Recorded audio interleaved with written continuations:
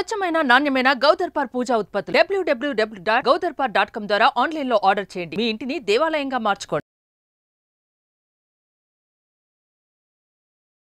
రాముడు భీముడు సినిమా కన్నడంలో తీసేటప్పుడు రాజ్ కుమార్ గారు దాంట్లో సెకండ్ భీముడు క్యారెక్టర్ వేసేటప్పుడు అతను అక్కడ సీన్ ఏంటి సార్, టిఫిన్ తినేసి డబ్బులు ఎగ్గొట్టి వెళ్ళిపోవాలి. అప్పుడు రాముడు క్యారెక్టర్ ఎంటర్ అవుతుంది. అక్కడి నుంచి అసలు స్టోరీ అనేది స్టార్ట్ అవుతుంది. అయితే ఆ డైరెక్టరు ఆయనకి చెప్పినప్పుడు, రాజ్ కుమార్ గారికి చెప్పినప్పుడు రాజ్ కుమార్ గారు అన్నారంట, అదేంటి నాయన నేను డబ్బులు ఎగ్గొట్టి వెళ్ళిపోయాను అనుకో, డబ్బులు ఎగ్గొట్టడం అనే సీన్ తీసేయండి, అది కరెక్ట్ కాదు అని చెప్పేసి అని అన్నాడంట ఆయన. అంటే డైరెక్టర్ అంటే లేదు సార్, మీరు అది డబ్బులు ఎగ్గొట్టితేనే ఇంకొక ఆయన వస్తాడు, అసలు కథ అంతా ట్విస్ట్ అంతా దీంట్లోనే ఉంది, ఇక్కడి నుంచే స్టార్ట్ అవుతుంది, ఇది కీలకము అని అంటే అప్పుడు ఆయన ఆ సీన్కి ఇంకొకటి యాడ్ చేశారు సార్. ఏంటి అని అంటే ఆయన లోపల తినేసి డబ్బులు ఎగ్గొట్టి బయటకు వచ్చి అక్కడ వినాయకుడు విగ్రహం ఉంటే ఆ వినాయకుడి విగ్రహానికి నమస్కారం చేసి, నేను నా దగ్గర డబ్బులు లేవు అందుకని వెళ్ళిపోవాల్సి వస్తుంది ఎగ్గొట్టి, నా దగ్గర డబ్బులు ఉన్నప్పుడు తప్పకుండా స్వామి తీసుకొచ్చి ఈ ఓనర్కి ఇచ్చేస్తా, ఈ హోటల్లో కట్టేస్తా అని చెప్పి ఒక మాట అనుకొని వెళ్ళిపోతాడు సార్. అయితే అప్పుడు డైరెక్టర్ అన్నాడు సార్, ఏంటంటే నేను హీరోని, నా యొక్క ప్రభావము కొన్ని లక్షల మీద ఉంది, ఈ ప్రజల మీద ఉంది, నేను ఏది చేస్తే కథానాయకుడు అంటే ఎవరో 10 మందికి రోల్ మోడల్ కింద నిలబడాల్సినటువంటి వ్యక్తి, అటువంటి వాడు తప్పు చేస్తే, నేను తప్పు చేస్తే సమాజానికి వ్యతిరేకమైనటువంటి పనిని నేను చేస్తే నన్ను ఫాలో అయ్యేటటువంటి ప్రమాదం ఉంది, కాబట్టి అలాంటివి నేను ఎంకరేజ్ చేయనని చెప్పేసి అని మాట్లాడారు. చిన్న ఎగ్జాంపుల్ చెప్తున్నాను సార్, వీళ్ళందరి హీరోలందరినీ మనం పెంచి పోషించాం, 1000 ఎకరాలు సార్, ఊళ్ళో చివర్లకు పోండి, ఎన్ని 1000 ఎకరాలు హీరోలకి ఆస్తుల కింద పంచి ఉన్నాయో అవన్నీ మన సొమ్ములే. ఎంటర్టైన్మెంట్ అన్నారు, ఏం ఎంటర్టైన్మెంట్ ఇచ్చారు అని అంటే కరోనా వచ్చిన టైంలో బాలీవుడ్లో ఉన్నటువంటి హీరో ఎన్ని కోట్లు ఇచ్చాడు సార్, అతను ఎవరు ఉన్నారు, సోను సూద్ ఉన్నాడు సార్, ఎంత సర్వీస్ చేసినాడు సార్, అతను ఒక క్యారెక్టర్ ఆర్టిస్ట్, ఒక విలన్ క్యారెక్టర్, ఇంకా పైగా చెప్పాలంటే మరి మన సూపర్ డూపర్ హీరోలు ఏం చేశారు సార్, సబ్బుతో చేతులు ఎలా కడుక్కోవాలి, ఇటు కడుక్కోండి, గోళ్ళు తోముకోండి, వెనక కడకండి అని చెప్పేసి వాడి వాషింగ్ మిషన్, ఒక వాష్ బేసిన్ ఎలా ఉంటుందో, వాడి సోప్ బాక్స్ ఎలా ఉంటుందో, వాడి సోపులతో చేయి ఎలా కడుక్కోవాలో చూపించాడా. సిగ్గుపడాలి మనం ఎలాంటి వాళ్ళని హీరోలని చేస్తున్నామనేది, ఎలాంటి వాళ్ళని మనం రోల్ మోడల్స్గా తీసుకుంటున్నాము, ఎలాంటి వాళ్ళని ధనవంతుల్ని చేస్తున్నాం. మన డబ్బంతా బ్లాక్ మనీలో ఉండిపోతుంది, అది దేశానికి ఎంత నష్టం చేస్తుంది. వీళ్ళు యువతకి ఏమన్నా చేస్తే యువత మొత్తం వీళ్ళని భుజం మీద దక్కించుకుంటున్నారు. యువత కోసం మంచి కాలేజీలు కట్టించారా సార్ పేదవాళ్ళ కోసం చెప్పండి. ఈరోజు ప్రతి ఒక్కడు ప్రైవేట్ స్కూల్లో చదవాలా, పేదవాడు కూడా అప్పులు చేసి చదివిస్తున్నాడే, మరి అటువంటి పేదవాడి కోసం నువ్వు మంచి స్కూల్స్, కార్పొరేట్ స్టైల్లో ఉన్న స్కూల్ కట్టి సామాజిక సేవ చేయలేవా. ఒక హీరో మాత్రం నాకు నచ్చినాడు సార్, మహేష్ బాబు, కాస్త హార్ట్ ఆపరేషన్స్, పిల్లలకి గుండె ఆపరేషన్లు చేయిస్తూ చాలా ఇది చేస్తున్నాడు. ఇట్లా సామాజిక బాధ్యత వాళ్ళల్లో కూడా ఎప్పుడైతే వస్తుందో విద్య, వైద్యము, సంఘ సంస్కరణ అనేటటువంటి ఆలోచనలు వ్యక్తిగతంగా కూడా వీళ్ళలో రావాల్సినటువంటి అవసరం ఉంది. ఒకప్పుడు ఎంటర్టైన్మెంట్ కోసం వెతుక్కుంటున్న వాళ్ళం, ఇప్పుడు ఎంటర్టైన్మెంట్ యొక్క తుఫానులో మనమంతా చిక్కుకొని ఉన్నాం. కాబట్టి ఈరోజు ఖడ్గం కార్యక్రమంలో దీని గురించి చర్చిద్దాం. ముఖ్యంగా సీరియల్స్ గురించి చర్చించుకోవాల్సిన అవసరం. సీరియల్స్ 300వ ఎపిసోడ్, 400వ ఎపిసోడ్ ఇలా కూడా చూస్తుంటాం. అసలు ఈ సీరియల్స్ అన్నవి ఎవరి కోసం తీస్తారు, వాళ్ళ టార్గెట్ ఆడియన్స్ ఏంటి? నాకు తెలిసినంత వరకు మగవారికి కండబలం ఉంటే ఆడవారికి బుద్ధిబలం ఉంటుంది. ఓకే, ఆ బుద్ధిని బందీ చేస్తున్నది ఓన్లీ టీవీ సీరియల్స్. ఓకే, వారిని టార్గెట్ చేసి వారిపైనే రకరకాలుగా, ఇంతకుముందుకు కొన్ని ఊర్లల్లో కానీ మనం పల్లె ప్రాంతాలు తీసుకున్నా కానీ ఊర్లల్లో కూడా ఉంటుండే, నటనలు చేస్తుంటే వెంటనే ఎవరైతే చెప్తారో చెప్పగానే అందరూ వెళ్ళి అక్కడ కూర్చొని చూస్తూ ఉంటుండే. కానీ ఇప్పుడు ఎప్పుడైతే ఈ ఛానల్స్, ఈ సీరియల్స్ వచ్చాయో ఎవరింట్లో వారు బందీ అయిపోవడమే కాకుండా కుటుంబ నేపథ్యంలో వారు చూపించే దృశ్యాలన్నీ కూడా కుటుంబ నేపథ్యంలో కలహాలని కల్పిస్తున్నాయి. మరి అలా చూపిస్తుంటే వీళ్ళు ఎందుకు అట్రాక్ట్ అవుతున్నారు? చూడకుండా మానేయొచ్చుగా. కానీ మానేయలేకపోతున్నారు. ఎందుకని అంటే అదొక డ్రగ్లా అయిపోయింది వాళ్ళకి. ఓకే, ఎప్పుడైతే ఇప్పుడు మనం రీసెంట్గా దీపం అనుకున్నాం, ఆమె వెన్నెల చనిపోయింది అన్నారు. అరే చనిపోయింది, ఓకే, ఇంతవరకు జరిగింది, అంతా అయిపోయింది, ఇంకా చనిపోయింది కదా, ఇంక సీరియల్ అయిపోయిందేమో అనుకునే లోపే కళ, ఇది కళ అనేసి పెట్టేస్తున్నారు. ఇది ఏమవుతుంది, వీళ్ళకి ఒక యాంగ్జైటీ పెరుగుతుంది. అరే రేపు చూడాలి ఏం జరుగుతుందో, రేపు చూడాలి ఏం జరుగుతుందో అనేది ఒకటి వారిలోకి వచ్చేస్తుంది. అదొక డ్రగ్గులా వాళ్ళకి అలవాటు అయిపోతుంది. వాస్తవానికి చెప్పుకుంటే మా అమ్మగారు అస్సలు వినదు నా మాట. ఎట్టి పరిస్థితుల్లో ఆమెకు చూడాల్సిన సీరియల్ చూడాల్సిందే. ఆమె కోసం అనేసి నేను ఆ ఇల్లు వదిలిపెట్టి వచ్చి సపరేట్గా ఉంటున్నా. లేదు అంటే ఆమె ఇంటికి వెళ్ళినప్పుడు నేను కూడా సపరేట్ నాదొక రూమ్ ఉంటే ఆ రూమ్లో ఉండేస్తా, ఆమె సీరియల్ ఆమె చూసుకుంటుంది. డిస్టర్బ్ చేస్తే కథం. కానీ ఇప్పుడు చూస్తుంటే మీరు అన్నట్టు సీరియల్స్కి అడిక్ట్ అయిపోయారు. ఆ సీరియల్ టైం అవ్వగానే ఆ రోజు షెడ్యూల్ అయిపోతుంది, ఆ టైంకి వెళ్ళి కూర్చోవాలన్నది వస్తుంది. బేసికల్గా సీరియల్స్ అనేవి ఎమోషన్స్ రిలేషన్షిప్స్ మీద బేస్ అయి ఉంటాయి. సో మంచి పాజిటివ్ రిలేషన్షిప్స్ అనేవి చూపించేవాళ్ళు. అంటే అక్కడ కూడా కాన్ఫ్లిక్ట్స్ ఉండే, రిలేషన్షిప్ అంటే డెఫినెట్గా కాన్ఫ్లిక్ట్స్ ఉంటాయి. బట్ వాటిని ఎంతో బ్యూటిఫుల్గా రిజాల్వ్ చేసుకునే వాళ్ళు, ఒక మంచి కాన్వర్జేషన్స్ ఎలా ఉండేవి అలాంటివి ఉండేవి. ఇప్పుడు ఏంటంటే అంతా ఫుల్ నెగిటివ్ అయిపోయింది. అండ్ అత్త కోడలు అంటే ఇలానే ఉంటారు అనేది ఒక నార్మల్ అయిపోయేలాగా, అంటే ఆల్రెడీ మనకున్న బిలీఫ్ని మన ఇంట్లో ఇలా ఇష్యూస్ ఉన్నాయి, అందరి ఇళ్లలోనూ అలానే ఇష్యూస్ ఉన్నాయి అనేది అది నార్మలైజ్ అయిపోతుంది. అంతేగాని మనం పాజిటివ్గా టర్న్ చేసుకోవచ్చు అనేది ఎక్కడ ఈ రోజుల్లో కన్వే అవ్వట్లేదు అనుకుంటున్నాను సార్. సాధారణంగా మనిషికి వేరే వాళ్ళ ఇంట్లో జరుగుతున్న విషయాల మీద ఆసక్తి ఎక్కువ ఉంటుంది. ఆ ఇంట్లో ఏం జరుగుతుందని చూడడానికి ఆసక్తి ఎక్కువగా ఉంటుంది. అందువల్ల ఆ వీక్నెస్ని పట్టుకొని ఈ సీరియల్స్ తయారు చేసేవాళ్ళు ఆ ఇళ్లలో ఏం జరుగుతున్నాయని చూపించే ప్రయత్నాలు చేయడం వల్ల వీళ్ళు ఈ విధంగా అడిక్ట్ అవుతున్నారని నేను ఎక్కడో ఒక చోట చదివాను. సైకాలజీలో ఏదో పుస్తకం చదువుతుంటే అందులో ఈ విధంగా చేస్తున్నారు. ఫర్ ఎగ్జాంపుల్ బిగ్ బాస్ అని ఒక ప్రోగ్రాం వచ్చింది. ఆ ప్రోగ్రాం ఎందుకు తీశారో నాకు అర్థం అవ్వలేదు ఇప్పటి వరకు, కానీ ప్రతి ఒక్కరు చూస్తున్నారు దాన్ని. అంటే అందులో నేను తర్వాత సైకాలజీ బుక్లో చదువుతుంటే వాళ్ళు ఏం చెప్పారంటే, ఏదైనా ఒక ఇంట్లో ఏం జరుగుతుంది, పక్క ఇంట్లో ఏం జరుగుతుందన్న ఆసక్తి జనాల్లో ఉంటుంది కాబట్టి అందరూ దాన్ని చూడడం మొదలుపెట్టారు అని చెప్పేసి. మనము వినోదాంతో పాటు ఆతురత, ఏం జరుగుతుందా, ఏం జరగబోతుందా అనే క్యూరియాసిటీ మనకి సీరియల్స్ పెంచుతున్నాయని చెప్పడంలో అతిశయోక్తి లేదు. ఎందుకంటారా, ఆ సస్పెన్స్ థ్రిల్లర్. ఈ రోజు అత్తగారు కోడల్ని ఏమన్నారు అంటే, ఆ కోడలు ఆ సీరియల్ చూస్తున్నంతసేపు అరే ఫలానా ఇంట్లో ఇలా జరిగిందంట, ఆవిడ వాళ్ళ ఇంట్లో కూడా అలా జరిగి ఉండొచ్చు అని తమను తాము కనెక్ట్ చేస్తుంటూ ఆ క్రియేషన్, ఆ క్రియేటివిటీ, దాని వెనకాల తెర వెనకాల ఉన్న టెక్నాలజీని యూజ్ చేస్తూ మనకి ఎంతగా ఆకట్టుకుంటున్నాయంటే, మనము వాటిని చూస్తూ, సీరియల్స్ని చూస్తూ మనతో మాట్లాడుతున్నారు. ఆ సీరియల్లో జరుగుతుంది నా జీవితంలో ఒకానొక సందర్భాల్లో కూడా జరిగింది అని అంతగా కూడా కనెక్ట్ అవ్విన రోజులు ఇవి. మంచి సీరియల్స్ కూడా చాలా ఉన్నాయి. డాక్టర్ బాబాసాహెబ్ అంబేద్కర్ గారి గురించి సీరియల్, అహిల్యాబాయి హోల్కర్ మీద సీరియల్, చాణక్య అనే సీరియల్ కూడా వచ్చింది. మనం చాణక్యుని జీవితం, రామాయణము, మహాభారతం ఇవన్నీ కూడా సీరియల్స్. ఇప్పటికి ఈ సీరియల్ మాత్రం మారిపోయినాయి. స్టోరీ అనేది ఉండదు, క్యారెక్టర్ మార్చేస్తారు. అది మనం ఒక చూసే టైంకి లేడీ విలన్ వచ్చేస్తూ ఉంటుంది మధ్యలో.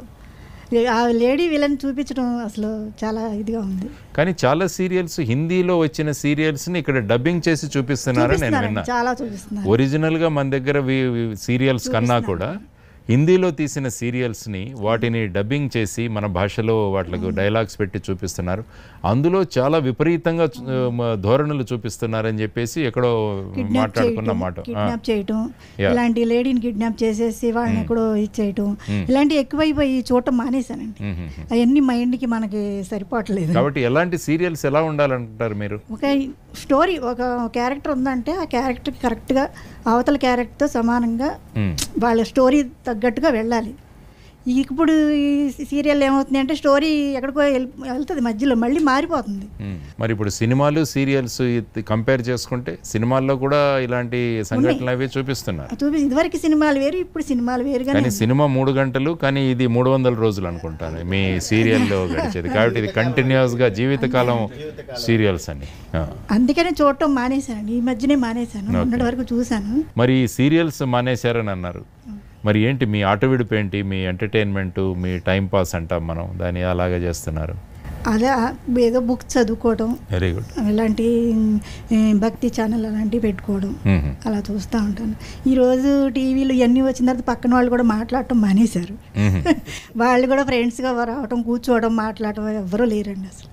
ఇంకా కాలక్షేపం ఏంటంటే ఈ చూసుకోవడం, బుక్స్ చదువుకోవడం, వారికి ఏదైనా చేయటం, అలా సరిపోతుంది. ప్రియా చౌదరి గారు, ఈ టీవీ రంగాల్లో చూస్తే టీఆర్పీ రేటింగ్ అన్నది ఒకటి చాలా ముఖ్యమైనది. అంటే ఎవరు ఎంత సమయం చూశారు, దానివల్ల ఆ టీఆర్పీ రేటింగ్స్ అన్నవి మనకు పబ్లిష్ చేస్తుంటారు. ఎందుకంటే ఈ ఛానల్స్ మీద ఆధారపడి వేల మంది బతుకుతుంటారు. సో అందువల్ల మ్యాక్సిమం ఇన్కమ్ ఎలా సంపాదించాలన్నది కూడా యాజ్ ఎ బిజినెస్ మ్యాన్ వాళ్ళు దాంట్లో ఉంటారు.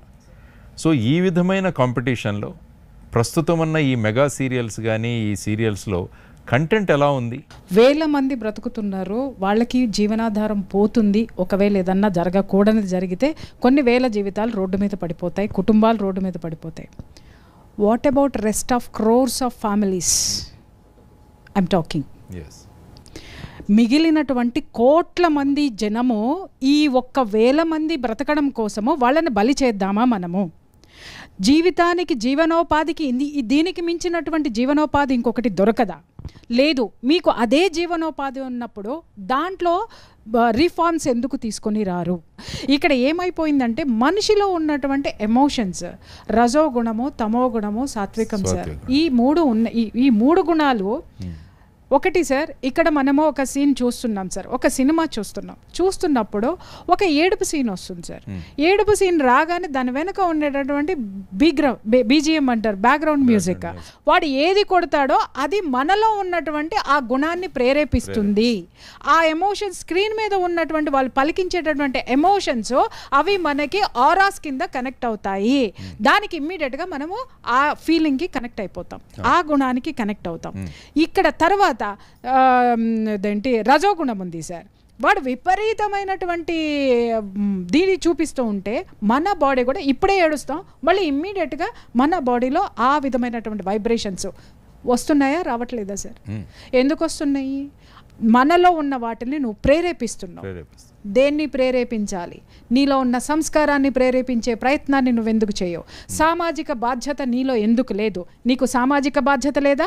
కొన్ని వేల మంది, మీరందరూ కొన్ని వేల మంది బ్రతకడం కోసము మేమందరం కోట్ల మంది త్యాగం చేయాలా? సంసారాలు, ఆడవాళ్ళు, పిల్లలు అందరూ కలిసి భ్రష్టు పట్టిపోవాలా సమాజంలో? ఇవాళ యువతను పట్టించుకుంటానికి తల్లిదండ్రులకి తీరిక లేదు టీవీ సీరియల్స్ చూస్తూ.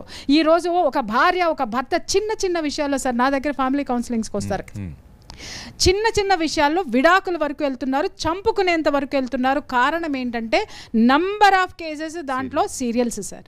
ఎందుకంటే ఆ సీరియల్స్ని చూసి వాళ్ళు పరకాయ ప్రవేశం చేసేస్తున్నారు, వీళ్ళు ఆడ మగ ఇద్దరు కూడా. అనేక అనుమానాలు విపరీతంగా సార్.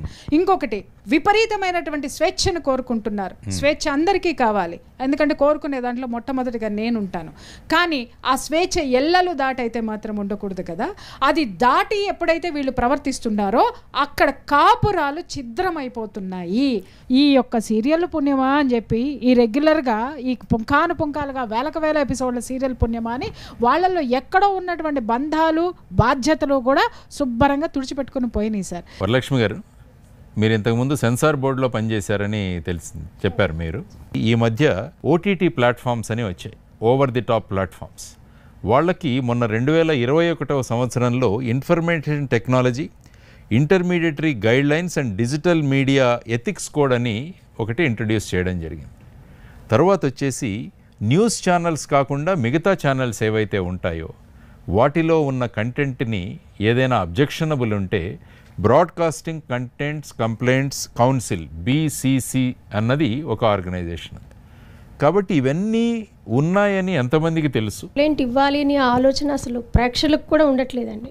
ఎందుకంటే అది చూసేవాళ్ళని బట్టి కూడా తీసేవాళ్ళని బట్టి చూసేవాళ్ళు కూడా అందరూ మారిపోయారు. ఇప్పుడు ఎలా ఉందంటే వ్యూస్కి ఎన్ని వస్తాయి అనే దానికే ఇంపార్టెన్స్ ఇస్తున్నారు, అంతేగాని సబ్జెక్ట్ ఎలా ఉంది, బయటికి ఎలా తీసుకెళ్తున్నాము అనేది కూడా ఆలోచన చాలా తక్కువగా ఉందండి. దీని మీద సెన్సార్ బోర్డు అనేది ఏంటంటే కొన్ని వాటికి నామ్స్ ఉన్నాయి కాబట్టి సెన్సార్కి ఎట్లా ఏంటి అనేది సెన్సార్ కట్ చేస్తున్నారు. దానికి రూల్స్ రెగ్యులేషన్స్ ప్రకారంగా సినిమాని రిలీజ్ చేస్తున్నారు. ఆ ప్రాసెస్ వేరండి. ఇప్పుడు సినిమా సీరియల్స్కి వచ్చేటప్పటికల్లా సీరియల్స్కి మనం ఎలాంటి సీరియల్స్ తీస్తున్నారు, ఏంటి ఎపిసోడ్స్, ప్రోగ్రామ్స్, జబర్దస్తి ఇలాంటివన్నీ వాటికి అసలు సెన్సార్ అనేది లేదు. టీవీ షోస్కి ఓన్లీ సీరియల్స్కి వాటికి. దూరదర్శన్కి సెన్సార్ ఉందండి. సో అలాంటివి ఇలా రెగ్యులర్గా వచ్చి ప్రజల మీద ప్రభావితం చూపే విధంగా సీరియల్స్ వస్తున్నప్పుడు వీటి మీద కూడా ఎందుకు సెన్సార్ అనేది పెట్టలేదు ఇంతవరకు. రూల్స్ రెగ్యులేషన్స్ అనేవి ఖచ్చితంగా అమలు జరగాలని. అంటే వాళ్ళు ఏమన్నారంటే సెల్ఫ్ సెన్సారింగ్ అన్నది ఒకటి బిలీవ్ చేశారు మామూలు. అంటే వాళ్ళే చూసుకొని సెన్సార్ చేసి దాన్ని తీసేయడానికి. కానీ ఇప్పుడు ఏంటంటే ఇదంతా బిజినెస్. క్రైమ్ శాతం కూడా చాలా సీరియల్స్లో పెరిగిపోయింది. ముఖ్యంగా ఓటీటీ కానీ వెబ్ సిరీస్ చూసుకుంటే అందులో క్రైమ్ గురించి కూడా విపరీతంగా చూపించడం జరుగుతుంది. దానివల్ల ఏంటంటే రీసెంట్గా కొన్ని రిపోర్ట్స్ ఏవైతే చదివితే అందులో ఏం తెలిసిందంటే ఎవరైతే ఈ క్రైమ్ చేశారో వాళ్ళు చెప్పడం ఏంటంటే ఆ ఓటీటీ సిరీస్లో ఉన్న విషయం చూసి మేము ఆ విధంగా ఈ క్రైమ్ చేయడానికి అక్కడి నుంచి మేము క్లూస్ తీసుకున్నాం. సో ఇవన్నీ చూసుకుంటే ఆ సందర్భంగా మీరేమంటారు, మీ అబ్జర్వేషన్స్ ఏంటి? ఓన్లీ టీవీ సీరియల్స్ అని చెప్పడానికి లేదు సార్. మనకి మనం ఓన్ అవగాహన అనేది ఉండాలి సార్. ఫస్ట్ ఇది చూడగలం, ఇది వద్దు, మనకి ఇది మంచిది కాదు అని చూసుకోగలిగితే మనము మన ఆరోగ్యపరంగా కానీ యూట్యూబ్ చూసేటప్పుడు అడల్ట్ కంటెంట్స్ కొన్ని వస్తాయి సార్, అతి భయంకరంగా ఉంటాయి అన్నమాట. మరి ఒక మహిళనై ఉండి నేను కూడా సిగ్గుపడేటటువంటి ఇష్యూస్ ఉంటాయి దాంట్లో, ఇమ్మీడియట్ గా రిపోర్ట్ కొడతాను సార్, ఏమైనా అనుకోనివ్వండి. చాలా మంది ఇంకొకటి ఏంటంటే పలానా క్యారెక్టర్లో తప్పు ఉంది అని నేను మాట్లాడినప్పుడు మొత్తం మహిళలందరూ సమాజం అంతా నా మీద దుమ్మెత్తికొచ్చేస్తుంది సార్, ధ్వజమెత్తేస్తుంది. ఈవిడికి పనేవి లేదా, మహిళలను తిట్టడం తప్ప, అది తప్ప, ఇది తప్ప అని. నేను ఎవరిని మహిళలను తిట్టలేదండి. కాపురాలు కూల్చుకోవద్దు, కూల్చుకుంటే ఏమవుతుందో చెప్తున్నాను అంతవరకే. ఈ టీవీ సీరియల్స్ మీద పెట్టే టైంని మన పిల్లల మీద కొంచెం టైం పెట్టుకుంటే, మన పిల్లలు ఏ టైంకి వెళ్తున్నారు, ఏ టైంకి వస్తున్నారు, వాళ్ళు హాస్టల్స్లో పెడుతున్నారు, మరి వాళ్ళు తాగుతున్నారా, డ్రగ్స్కి అలవాటు పడుతున్నారా, సిగరెట్, దేనికి అట్రాక్ట్ అవుతున్నారు, మీ ఇంట్లో మీ ప్రేమ తగ్గిందా, లేకపోతే ఇంకేదైనా వాళ్ళు మానసిక సమస్యతో బాధపడుతున్నారా, తప్పులేదండి. పేరెంట్స్ కౌన్సిలింగ్ తీసుకోవాలి, పిల్లలు కూడా కౌన్సిలింగ్ తీసుకోవాలి. అంటే ఈ సోషల్ మీడియాలో వస్తున్న ఈ అన్నెసరీ కంటెంట్ గురించి కూడా కొన్ని ఎన్జిఓస్ ఫార్మ్ అవ్వాలని నాకు అనిపిస్తుంది. అంటే ప్రతి ఒక్కరూ మాకెందుకులే అన్న ధోరణిలో వెళ్తుంటే, ఇప్పుడే ప్రియా చౌదరి గారు అన్నారు రిపోర్ట్ కొడతాను అని చెప్పేసి, ఆ రిపోర్ట్ పంపించగానే వాళ్ళు సపోజ్ కొన్ని రిపోర్ట్స్ ఎక్కువ అవుతే అప్పుడు వాళ్ళ కంటెంట్ను తీసేస్తున్నారు మామూలుగా యూట్యూబ్లో చూసుకుంటే. కానీ ఈ కంటెంట్ మీద కన్ను వేసి ఏదైతే కంటెంట్ ప్రజలకు హానికరమో, ముఖ్యంగా యువతకు హానికరమో, ఇలాంటి వాటిని వెంటనే రిపోర్ట్ చేయడానికి కూడా ఒక సొసైటీ కూడా ఏర్పడాలి. ప్రతిదీ ప్రభుత్వం చేస్తుంది, ఏజెన్సీస్ చేస్తారని మనం చూస్తూ వెయిట్ చేయడం కన్నా ఇటువంటి ఆర్గనైజేషన్స్ కొన్ని ఏర్పడి, ఇది కూడా it is a service to the society. ఒక సమాజం పాడైపోకుండా మనం రక్షించాల్సిన బాధ్యత సమాజం మీద ఉంది. కాబట్టి సమాజం కూడా ఈ విధంగా స్పందించాలంటే అటువంటి ఎన్జిఓస్ కానీ అటువంటి సేవాభావ సంస్థలు కానీ ఏర్పడాల్సిన అవసరం ఉంటుందని నేను అనుకుంటున్నాను. మీరు దీన్ని తప్పనిసరిగా ఇనిషియేటివ్ తీసుకోవాలి సార్. ఇది చాలా పెద్ద సమస్య. ఎందుకంటే ఈ మాధ్యమంలో నేను ఎందుకు చెప్తున్నానంటే, ఇది చాలామంది చూస్తారు, చూసి వాళ్ళలో కూడా ఇటువంటిది చేయాల్సింది అన్న ఒక ఐడియా వాళ్ళలో వస్తే చేయాల్సిన అవసరం చాలా ఉంది. అంటే వీఆర్ హెల్పింగ్ ది సొసైటీ. అవును సార్, 10 చేతులు కలిస్తే చాలా తొందరగా రీచ్ అవుతాం సార్. సీరియల్స్ చూడడానికి రకరకాలుగా కారణాలు ఉంటాయి. అంటే కేవలం ఆ స్టోరీ గురించి చూసేవాళ్ళు కొంతమంది ఆ సెట్టింగ్స్ అవి ఎలాగున్నాయని చూసేవాళ్ళు, కొంతమంది కాస్ట్యూమ్స్ చూసేవాళ్ళు, ఆ తర్వాత వాళ్ళు వేసుకునే నగలు కానీ ఇలాంటివి చూసేవాళ్ళు, ఇలా రకరకాలుగా చూస్తూ ఉంటారు అంటారు. అది ఎంతవరకు నిజమండి? సార్ మీరు అడిగింది 100% కరెక్ట్. ఎట్లా అంటే లైక్ మేము వేసుకోలేని నగలు చీరలు అట్లీస్ట్ వాళ్ళన్నా వేసుకుంటున్నారు కదా అని చూసి ఆనందిస్తామన్నమాట. ఆనందిస్తారా? మన దగ్గర లేవా అన్న బాధల్లో కూడా వెళ్ళే అవకాశం కూడా ఉంది కదా. అంటే కొంచెం బాధ, కొంచెం ఆనందం, అలా తృప్తి పడిపోతాం ఇక ఆడవాళ్ళం. మీరు ఇందాక అడిగారు కదా మీ దగ్గరకు వచ్చిన కేసులకు పరిష్కారం ఏంటని, ఇది కూడా ఒకటి సార్.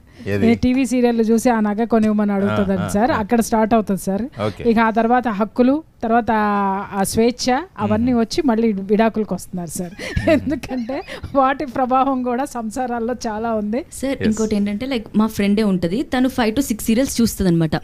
తను హిందీ సీరియల్స్ చూస్తుంది. నేను ఒకరోజు అడిగా, సేమ్ ఇదే కదా తెలుగులో కూడా ఉన్నాయి, అట్లీస్ట్ మన తెలుగు సీరియల్స్ చూస్తే మనలోకి టీఆర్పీ అని వస్తుంది కదా, హిందీ ఎందుకు చూస్తామంటే ఇక్కడ ఏముంటాయి, అక్కడైతే వాళ్ళు చాలా అందంగా ఉంటారు, అందంగా డ్రెస్అప్ అవుతారు, లైక్ అనిపించింది. ఈవెన్ సీరియల్స్లో కూడా తెలుగు హిందీకి ఇంత డిస్క్రిమినేషన్ చూసే విధానంలో కూడా అని. భారతదేశంలో యువతరం చాలా పెద్ద సంఖ్యలో ఉంది. అంటే ఏ దేశంలో అయితే యువతరం సంఖ్య మన జనాభా పెరుగుదలలో యువతరం సంఖ్య ఎక్కువగా పెరుగుతుందో ఆ దేశాలకు అడ్వాంటేజ్ ఉంటుందంటారు. దాన్ని డెమోగ్రఫిక్ డివిడెంట్ అంటారు. ఇది భారతదేశానికి 1980వ సంవత్సరం నుంచి మొదలై 2040వ సంవత్సరం వరకు ఉంటుంది. అంటే మనకి ఇంకొక 17.5 సంవత్సరాల అవకాశం ఉంది.